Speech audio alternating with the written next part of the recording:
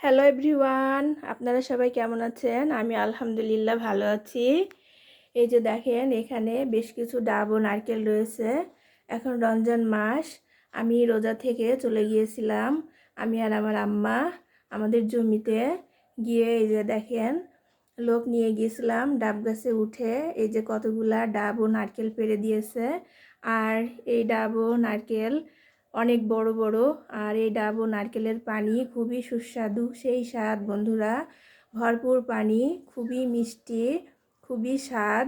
আর বন্ধুরা, রোজা থেকে যদি ইফতারির সময় এই ডাবের পানি দিয়ে ইফতারি করা যায় তাহলে শরীর সুস্থ থাকে, ভালো থাকে, শরীর ঠান্ডা থাকে।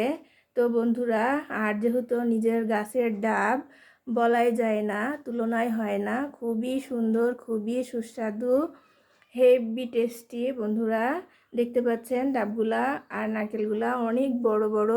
এই সবগুলাই আমাদের গাছের, আমাদের 4টা নারকেল গাছ আছে। 4টা নারকেল গাছ থেকে এই ডাব নারকেলগুলা খাওয়ার উপযুক্ত হয়েছে, সেজন্য এগুলা পেড়ে আনা হয়েছে। তো বন্ধুরা, আপনারাও এভাবে গাছ লাগিয়ে টাটকা ডাব ও নারকেল খাবেন। আর নিজের গাছে টাটকা ডাব ও নারকেল খাওয়ার স্বাদই আলাদা। তো বন্ধুরা, যেহেতু এখন রমজান মাস, আর ইফতারিতে এই ডাবের পানি